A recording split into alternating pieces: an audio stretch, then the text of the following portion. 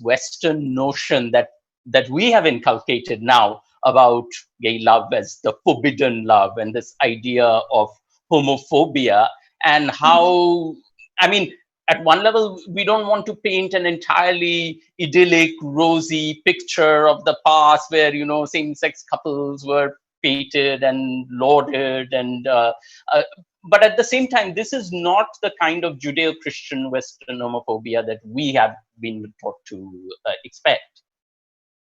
Well, one has to remember that at this exact time in which I have set the story, a lot of poets, Urdu poets in Sharangin, who are characters in my novel, were openly writing about all kinds of love, male, female, female, female in the same tone. And they were very popular and famous poets. They were not unknown. At the very same time, Byron in England was changing the pronouns of his love poems from he to she for publication, because it was practically a death sentence, and certainly an exile sentence from England if you were found to be what we now call gay, right? So that was the difference in Milo. There is a distinct difference. Also, there were lots of words, some of which I use in the novel, but not all, and rituals for establishing female couples. These words are in the dictionaries, like chapti and dogana, a woman's close, intimate female friend who may be a lover, is dogana, which means my other self, the double. I have one of the poets recorded this ritual where two women exchange cardamoms, ilaichi, and then they are called each other's ilaichi. And he says they are known as married among their female companions. Okay, and oh my God, that's like Shubh Mangal Zada Saavdhan. This took that idea from there. There's a whole ilaichi exchange there too. Yes, somebody in that film did a lot of homework and did read up a lot.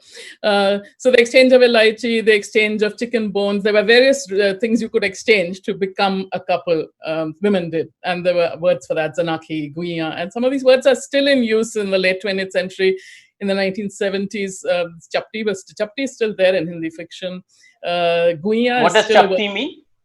Chapti means chipatna, to cling or stick together. So two women who stick together are known as chapti.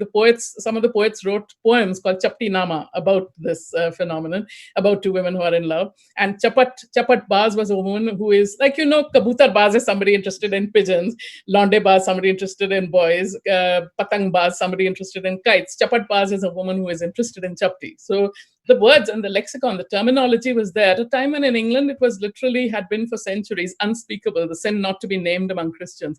In India, it was never unspeakable. You could approve, disapprove, celebrate, write about it. But from the Kama Sutra onwards, it's not at all unspeakable.